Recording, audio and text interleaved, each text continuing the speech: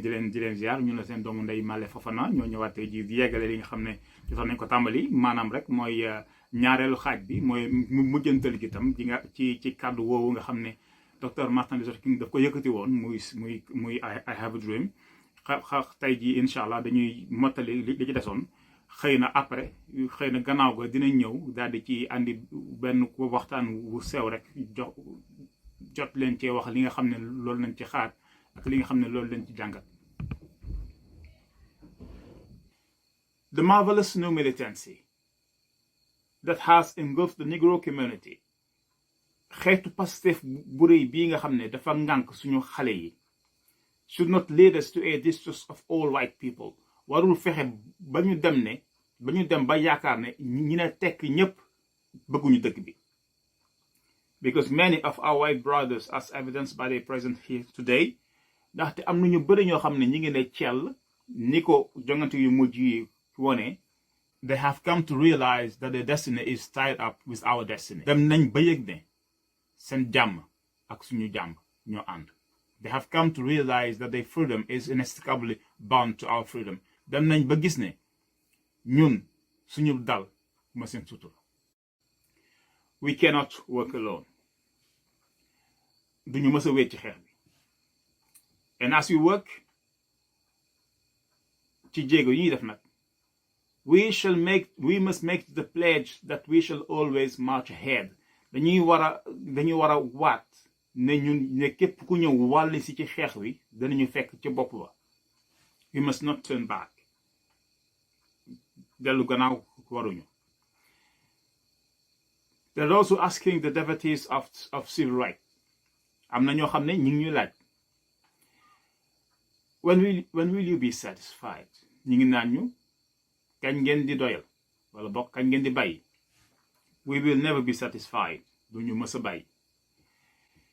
As long as the Negro is the victim of the horrors of police brutality, fii ak am na loo xam ne dafa fees suñu xol ñu bëgg ko fésal ñu ne ñu du ngeen ko fi wax. We will never be satisfied. duñu mës a bàyyi. As long as our bodies heavy with the fatigue of travel cannot gain lodgings in the hotels of the highways and the hotels of the cities, fii ak suñu doom yi dinañu liggéey ba tas wala ñu jàng ba sonn te duñu gis njariñu lañ doon def. We will never be satisfied. duñu mës a bàyyi. As long as our children are stripped of their selfhood and robbed of their dignity by signs stating for white only, duñu mës a bàyyi fii ak alal gi fi yàlla dëxëñ dañ koy jël di ko wanteer wala di ko jox ay jàmbur ci yaama neex. We will not be satisfied as long as the Negro in Mississippi cannot vote and the Negro in New York believes he has nothing for which to vote. duñu mës a bàyyi fii ak am na ci askan wi ñoo xam ne jàpp nañ ne bu ñu wotee du am njëriñ te bu ñu leen sonjee ba ñu vote bu ñu paree ñu dëpp carte yi. No, we are not satisfied. doyluñu de. And will not be satisfied until justice rolls down like water and righteousness like a mighty stream. duñu mës a bàyyi fii ak jub ak dëgg daa di ball mel ni dex moom sa bopp daa di baawaan mel ni géej. I'm not unmindful that some of you have come here out of great trials and tribulations. réere wu ma mbir ne am na ci yéen ñoo xam ne ci ay tolof-tolof yu bëri lañ nekk. Some of you have come here fresh from narrow jail cells. am na ñoo xam ne ci yéen barki démb ca kaso ba lañ fanaan. Some of you have come from areas where your quest for freedom left you battered by the storms of persecution, staggered by the wind of police brutality. am na ci yéen ñoo xam ne ca gox yee ñuy xeexee façon bu ndoxatal bu nekk def na leen ko. façon coono bu nekk teg na leen ko. You have been the veteran of creative suffering. lii mu leen ñàkk dal ndaxte yéen a fi tàmbali façon xeex bu yees. I intend you to work. ñu ngi leen di sonj ci ngeen wéy ci loolu. Knowing that unearned suffering is redemptive. te ngeen xam ne xeetu xeex wi ngeen di xeex lu mu metti da leen di yëkkati ci kaw. Go back to Mississippi. dellu leen Waalo. Go back to Alabama, dellu leen Ferlo.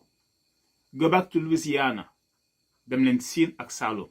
Go back to South Carolina, dellu leen Bawol ak Njambur. Knowing that somehow te mu bir leen ne this situation can and will be changed. Mu wóor leen ne lii xew nii mën na soppeeku te it dina soppeeku. Let us not wallow in the valley of despair. Bu kenn xaddi. So I say to you today, my friends, moo tax sama mbokk yi ma leen di wax tey ji.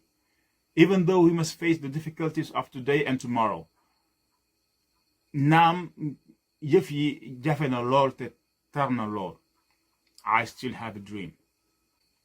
Am na loo xam ne géntal naa leen ko.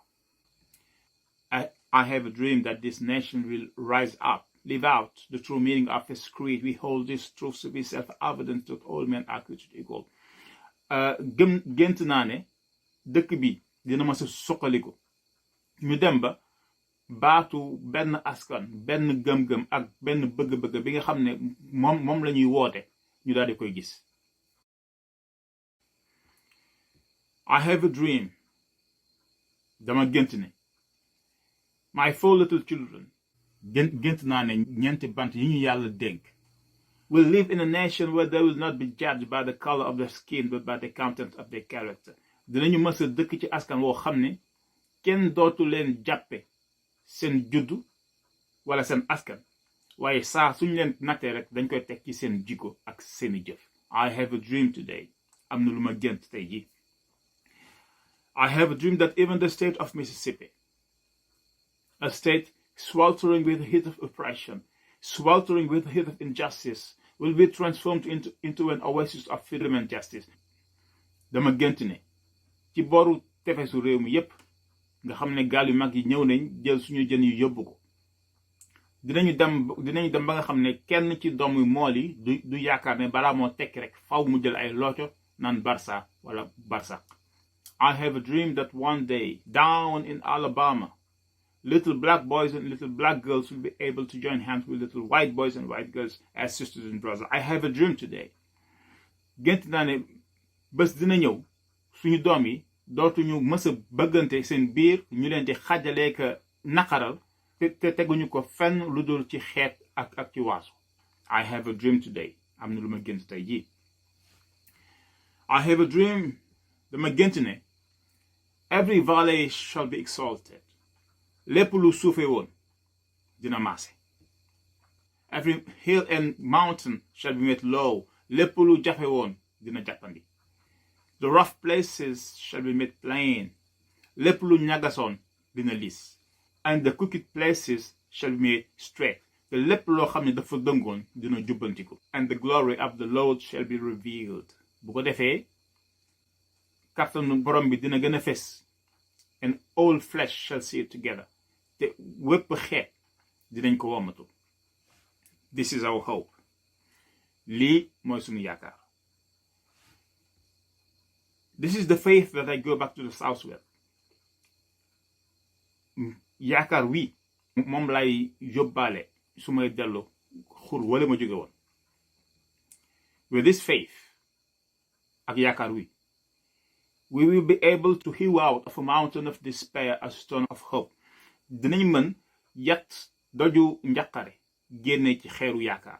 With this faith ak yaakaar wi, we will be able to transform the jangling discord of this nation into a symphony, into a beautiful symphony of brotherhood. Ak yaakaar wi, dinañ mën a soppi suñu xeet wi di dengi fexe ba mu nekk ci digg dooleem di daw mel ni fasu naaru góor. With this faith ak yaakaar wi, we will be able to work together. Dinañ mën a ànd liggéey, pray together, and ñaan, struggle together, and xeex, go to jail together, and dem kaso, stand up for freedom together, génn ñëw taxaw ñaxtu. Knowing that we will be free one day, te mu wóor ñu ne dinañ mës a moom suñu bopp.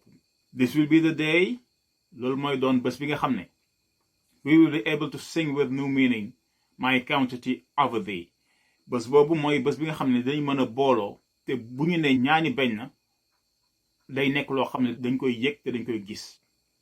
Land of liberty of Thiassing, dëkku xeexkat bi nga xam ne moom lay woy.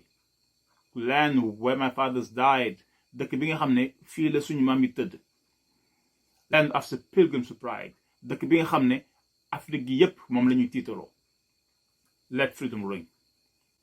Na ñëpp mënal seen bopp, na ñëpp yëg seen bopp. And if America is to be a great nation, te su fekkee ne dañoo bëgg a wuyoo suñu tur, this must become true. Lii fokk mu nekk dëgg. From the heightening Alleghenies of Pennsylvania, let freedom ring. Nañu fexe ba Koungheul ak Matam wax ji nañ ci jot. Let freedom ring from the mighty mountains of New York. Nañu fexe ba wax ji yegg Saint-Louis. Let freedom ring from the snow-capped Rockies of Colorado. Nañu fexe ba baykat bi nekk Bawol buy jeqi suuf si wax ji na ko xeeñ. Let freedom ring from curvaceous slopes of California. Nañu fexe ba képp ku sol dalu ngaay yi sa yaram yëg wax ji. Let freedom ring from Stone Mountain of Georgia. Nañu fexe ba mango Casamance yi képp ko ñam muy saf wax ji. Let freedom ring from Lookout Mountain of Tennessee. Nañu fexe ba xale yi bu ñuy fox di koy woy. Let freedom ring from every hill and molehill of Mississippi. Nañu fexe ba garabu niim yi nañu lewet ndax wax ji. Let freedom ring from every mountain side. Let freedom ring. Fépp foo nekk, fépp foo xam ne mën nga fa dem ci réew mi rek na xol yi feex. If you let freedom ring, loolu bu ñu ko defee. If you allow freedom to ring from every village and every hamlet, from every state and every city.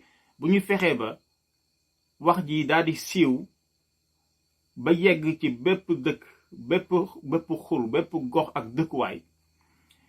This will be the day, mooy doon bés bi nga xam ne black men and white men, Jews and Gentiles, Protestants and Catholic, ñëpp mag ndaw góor ak jigéen séeréer tukulóor joolaa ñëpp ñu ne ci xeet yu rek will be able to sing in the words of the old Negro spiritual, free at last, free at last. Thank Galamadi, we are free at last. Bés boobu dinañ mën a ànd ñoom ñëpp daal di nan moom nañ suñu bopp mënal nañ suñu bopp. ñu ngi sant borom bi ndaxte moom moo mottali lii ba ñu mën ko am. waaw kon mbokk yi loolu la woon moo nekkoon ñaari xaaj yooyu donc kàddu yooyu googu ñu jot leen ko dégtal kon yàlla def na ba lépp mat na xam naa benn yoon bu ñëwee daal di ci andi benn jàngat bu tuuti rek bu woyof boo xam ne xëy na dinañ ci mën a waxtaan ak yéen ci lépp li nga xam ne jot nañ ko ci seetlu ak jot nañ ko ci saytu. ñu leen di gërëm di leen sant asalaamaaleykum.